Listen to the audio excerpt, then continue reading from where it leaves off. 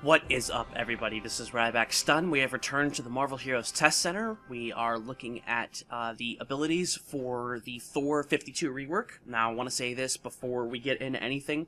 1, this is Test Center. 2, damage tuning has not been finished, so if things look low, first of all, I'm not wearing any gear. That's number 1. Number 2, they haven't done the damage passes yet, so you guys have to understand that if something looks low, it's not finished. This is Test Center. 3, there's been a large amount of complaints for the new secondary resource that he has called Odin Force, so that may not stick around either. We'll see what happens. He's supposed to be released next Friday, but we'll see what ends up happening with that as we go along. But we do have his rework done. His trees look pretty different. He's still got Master of Mjolnir, God of Thunder, Son of Asgard. Still has the same synergies, which is melee damage, melee power damage, and lightning on melee hit. Gonna take a look at one passive before we get into all the powers called Son of Odin. Gives you damage rating, and when you hit with a melee power, you get defense and tenacity rating, and your allies get toughness for 10 seconds. So that's pretty cool there. Let's go ahead and take a look at some of this stuff. I bumped up the graphics a little bit due to the request of some players. We'll see how that turns out in the end. First things first, we've got our first basic called Hammer Strike. Does physical damage, and it steadily generates Odin Force.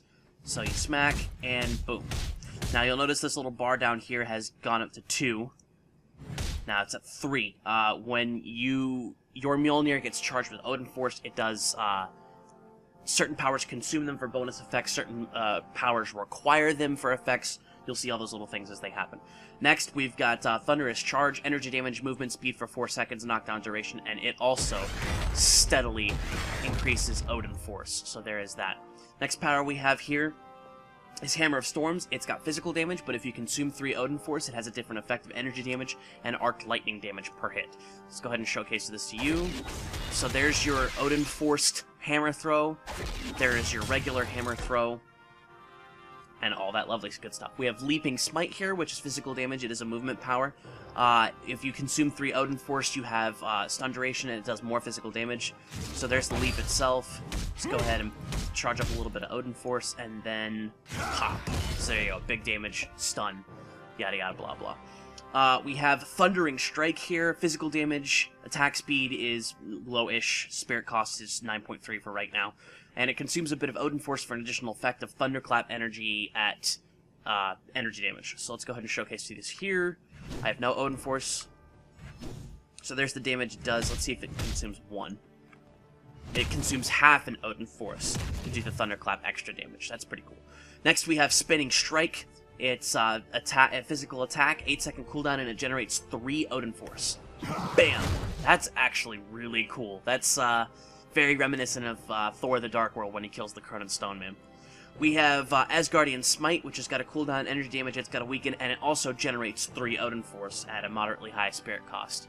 So, boom, look at all that damage. So that's Master of Mjolnir. Next we have God of Thunder. First attack here is going to be a basic called Lightning Strike. It steadily generates Odin Force, and it deals energy damage. And it is a ranged attack. So if you want ranged for Thor, there you go. Next, we have Forked Lightning, energy damage ongoing. It's your basic energy bleed, and it just slowly generates Odin Force. Next, we have Crack the Sky, which does energy damage, has a high attack speed, low spirit cost, and consumes a little bit of Odin Force to add it to have it deal more energy damage. So we Crack the Sky. Boom. Oh, and it hits twice, and I guess you can continuously hit it. Yes, you can. So there you go. And it does drain your spirit pretty hard. Bring the Thunder is an age-old, power that a lot of Thor players have used for the longest time. It does energy damage, it gives vulnerability, it has a slow, and you steadily generate Odin Force while you stand in the affected area. So if I drop the thing there and then attack my enemies in it, I'll just continuously gain Odin Force as the Bring the Thunder deals damage. So let's go ahead and hop this.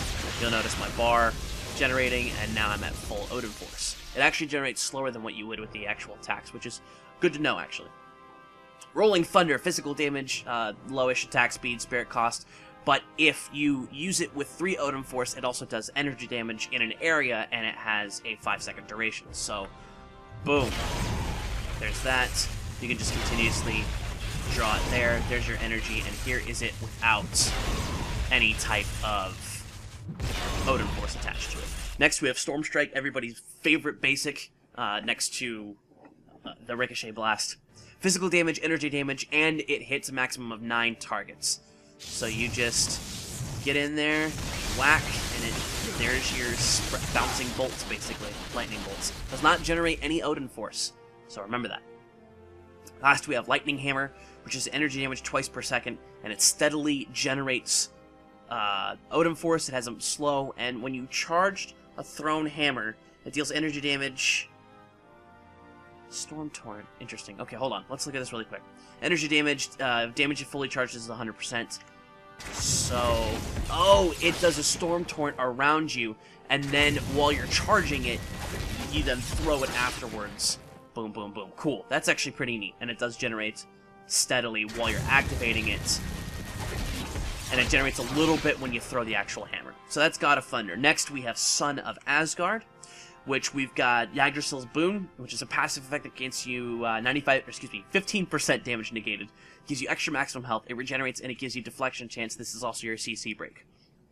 Have at Thee is a ranged attack, ranged area attack. It deals energy damage, it taunts enemies, it weakens them, and you gain 15 spirit plus 2 spirit per enemy hits. It generates 9 Odin Force and has a 12-second cooldown. So boom, there's your Odin Force. Next we have the signature, which is the Anti-Force. It does energy damage, and it has crit rating for this power, crit damage for this power, and it has the synergy with your ultimate. Boom! Big blast there. Pretty interesting. We have Ragnarok here, which requires and consumes 9 Odin Force. This is the one power that actually requires it, that doesn't have an additional effect based upon, or that doesn't, it doesn't have an additional effect, it is the additional effect. It requires and consumes the full 9 thing. It gives you vulnerability on your enemies, and it does a ton of physical damage. So, boom. One more blow should fell you. And that, wow, that was a nice little talk there.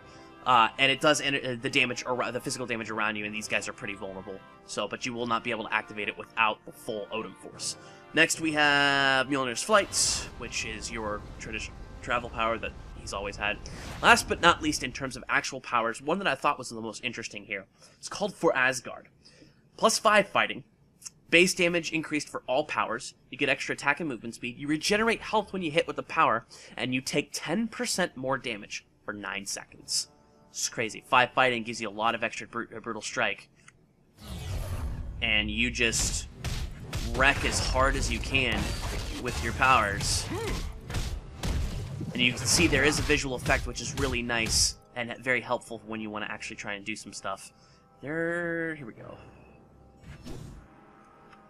And there's your extra damage. So, different kinds of powers, very interesting the way he does. I think a lot of your spenders are in God of Thunder, with the exception of Ragnarok, which is right here. You do have a couple... Is it a couple? Yeah, you have a couple... Oh no, you have some here. I don't know why it wasn't draining my Odin Force when I was striking. Okay, there we go. Anyway, that's that. Last but not least, we have God Blast. Gives you +5 ranks to all power. It regenerates 8% maximum health per second. You and your allies are empowered, increasing base damage of powers by 40%, and you have 20% buff duration. Your active effect, however, is more than 100,000 damage twice per second, and your active duration is 6.1 seconds. Looks like more points in this might actually give you a longer active duration. So let's go ahead and check this out really quickly. Big energy blast. Oh man, look at that. And it just, and then while you still have, does it actually give you a buff modifier? Yes, it does. While the empowered effect is on you, you have all your little extra powers. And you'll notice everything is +5 right here. So that's pretty darn cool. It gives you a nice big blast of energy around you. You can focus it on one person, you can swing it around to enemies in your area, and just continue to smack face with your hammer afterwards. So the 52 review is pretty interesting. I think a lot of people are going to end up going with a lot of God of Thunder powers, since those are mostly energy. I mean, you could build hybrid, you can build physical, you can build energy. Thor now has a lot of options as opposed to being kind of stuck in one general build. I think for Asgard is going to be one of the best powers he has. It does increase your base damage per rank, attack and movement speed per rank, and your regeneration per rank, and it reduces the cooldown per rank. So at rank 20... you're looking at 12% attack speed, 15% base damage, 304 health, and your cooldown is 32.5 seconds. Obviously, that goes up the more powers you have. So. Oh, cool. You can actually straight up retcon from this screen instead of having to right-click the retcon. Obviously, we have the multi-spec, which is coming up. But that's Thor. I think I'm going to have some fun with him when he comes out. My Thor is already level 60, as you can tell right here. He's got some pretty interesting stuff. But whenever this hits, it's going to be interesting. So far as I've seen, I've heard a lot of people complain that Odin Force is required for his build. Haven't seen that with the exception of the one Ragnarok power. Now, I hadn't been able to get on as of recording Thursday for several hours. We're talking about I've been trying since 3 o'clock in the morning, and I only got on at, I want to say 1. I have a message. I don't care right now. Yeah, it's 1 o'clock. So, since there's no clock in game, I can't tell. Anyway, been trying to get on for quite a while, so they may have done a change to the actual build itself. So I'll be looking at the test center forums to check out to see what's up. But again, as far as I can tell, the only thing that requires Odin Force to be useful is Ragnarok. So consumes, steadily generates, doesn't generate, steadily generates, consume, generate. Yeah, the Ragnarok seems to be the only power that actually requires Odin Force. So it should be fun. Hope you guys enjoyed this video as much as I did showcasing it to you. Sorry for a little bit of the rambling and getting confused. But that's what happens when you look at stuff on Test Center. Remember to like and comment on the video, subscribe to the channel, follow me on Twitch, Twitter, and Tumblr at RybackStun. More videos as they come along. And with that, this is RybackStun, signing out.